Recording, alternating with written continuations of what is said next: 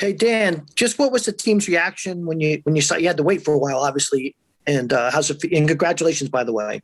Yeah, thank you. Appreciate it, Gavin. Yeah, team was excited. Obviously, that was one of our goals. I mean, going into the season, compete at the top of the Big East Conference, and then then obviously get to the NCAA tournament. We've been able to do both things this year, so it was a great celebration, and then obviously it being Maryland and just another great brand, and a kind of a regional team was exciting too. I'm sure for the guys, it's a fun matchup. Pat, Eaton Rob. Coach, can you explain in your own words what this means to the UConn community to be back after 5 years in the NCAA tournament, and personally just being able to stay on your schedule to get here in your third season? Yeah, I mean, just for me personally, it's gratifying. I love these rebuilds. And I love these type of jobs and coaching. Rebuilding the program, and it's very gratifying thinking about where we were a couple of years ago. And then as far as UConn is, college basketball is even more exciting when UConn is relevant and really good. And playing in March. It's a university and a state that just loves its basketball team. That's the UConn team. So the men's and women's. So it's a beautiful.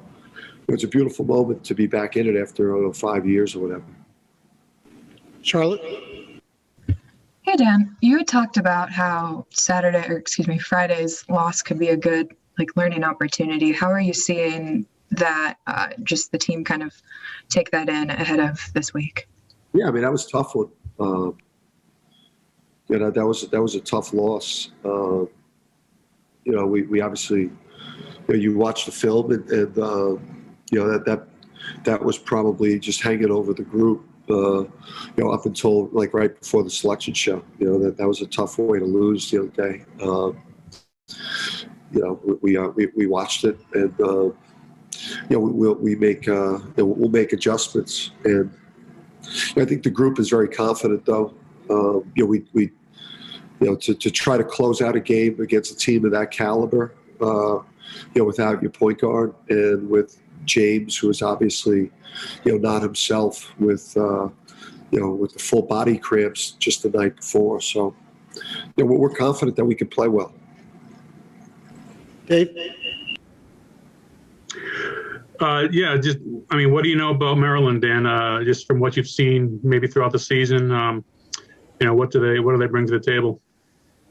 Yeah, I mean, obviously Mark's an excellent coach, and number of players, veteran players that have played really, really well, on last year's team, which was one of the best teams in the country, and really, really athletic wings, and love Ayala as a player. So I've gotten a chance to watch him just because I'm looking for a good game, so I haven't studied him, but it's going to be a really, really tough first game.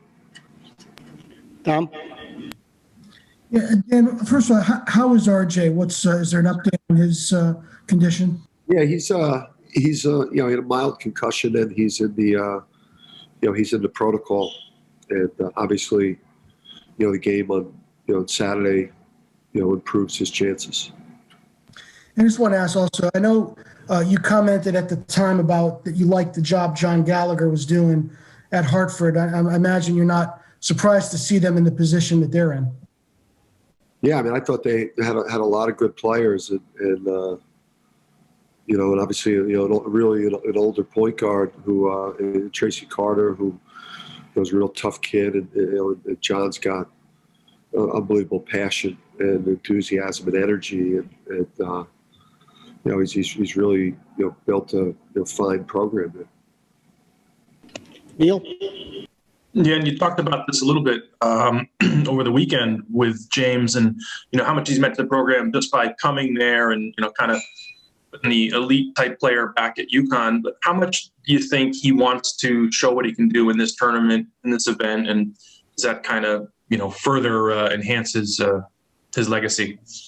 Yeah, I mean, my message to James, I think that you all get caught up in it when you play in a place like this. It's like, you don't have to put on, your cape for us. Like, great players in UConn's history that have, had these great performances in a big spot. They don't force it. It happens organically.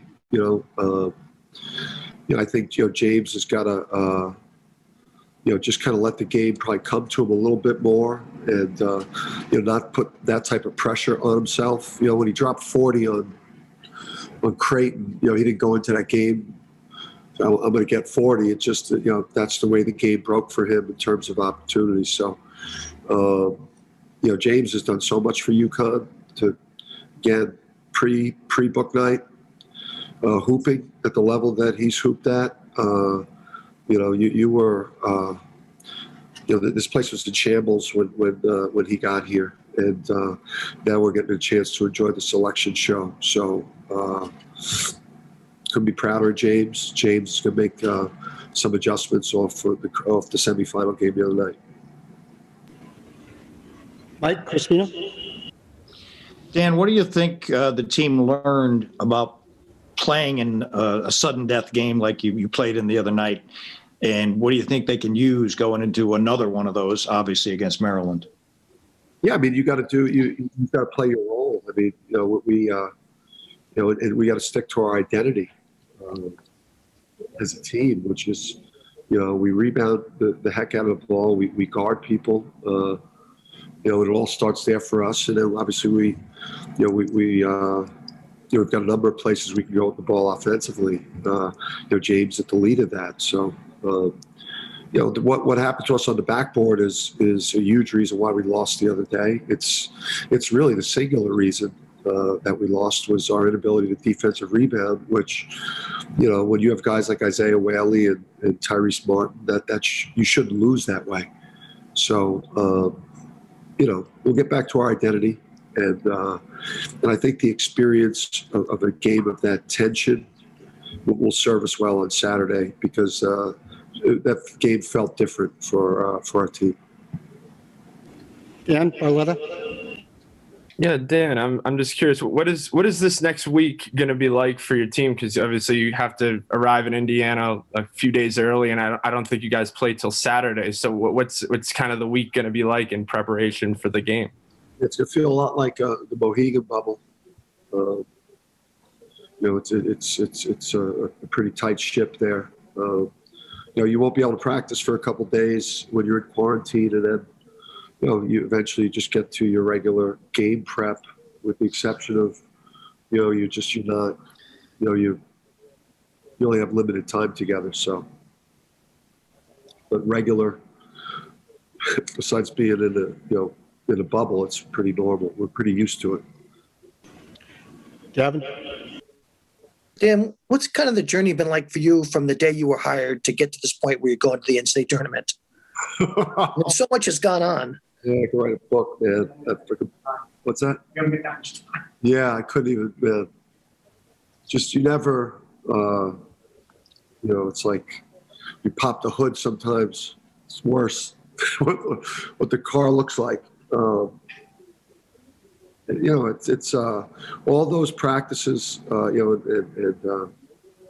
just every day when you're fighting over behavior and habits and mindset, mentality, professionalism from when you walk in to this point. And the battle continues every day, because you're trying to create a winning culture and a mindset. And, it certainly wasn't that type of mindset, a couple of years ago, but just gratifying. I love this type of work. I love, taking over a program that, was just, struggling. And I love that process of a journey up the mountain. Dave. Just with James with the cramping, is there, because it did happen, I think, a few weeks ago, maybe not as serious, but is there anything that he can do differently or you guys can do differently just to sort of try to, maybe try to avoid that going forward? Yeah, I mean, he's got to have, just the personal discipline to hydrate during the game. And yeah, I mean, the staff is all over it. We can't lose a game at this time of year, not advance, because, James didn't take in enough fluids or have enough potassium or whatever. I mean, that can't happen. So he's got to be more diligent. It's all part of his growth as a player. Charlotte? Hey, Dan, just wanted to ask about kind of the selection show itself and the celebration, what you guys were able to do since you're in New York as opposed to being back in stores or wherever. Yeah, we did. We did a socially distanced, viewing party, and until we all got a chance to enjoy a hug, to thank you with each other. So I mean, it felt normal for me in terms of just the thrill of the moment. Obviously, we had to wait quite a bit, but which even made it even sweeter. Wayne? Dan, I thought in the second half, James looked a lot more like his old self, penetration, drawing fouls and the like. Did he cramp up at all in that game on Friday? Against DePaul? No, the Georgetown game. Oh, you mean the Creighton? The Creighton game, you mean? The last game. I thought he looked good in the second half, and I wonder if he cramped up at all in that Georgetown game. No, he did not. And I think I made light of it on Friday night on TV, but it's a hell of a thing. I was talking to Kevin Freeman, who played himself to near death in the NCAA tournament game and had to take two IV bags. He was sharing a story with the team, and he said he played 3 days later and didn't feel like himself. So James was in a tough spot the other night, semifinal, just a super intense game. He obviously physically he didn't have all of his powers, so he's got this week. Kevin? Dan Adama made the All Big East tournament team, which when things move quickly, they kind of gets lost sometimes. What about his development from the beginning of the season until now? I mean, just he's made of all things that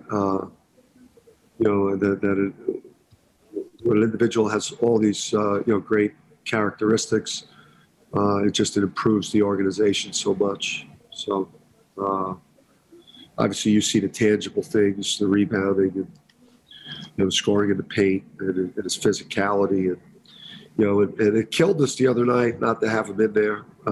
He's got to do a better job of not fouling. He has to know by now. When he was in the game, Bishop didn't hurt us, and Adama was a lot for them to deal with. But then when he left the game, Bishop was very effective, and we're a better team when he's in there, obviously. So we need to stay out of foul trouble this week, but a special guy.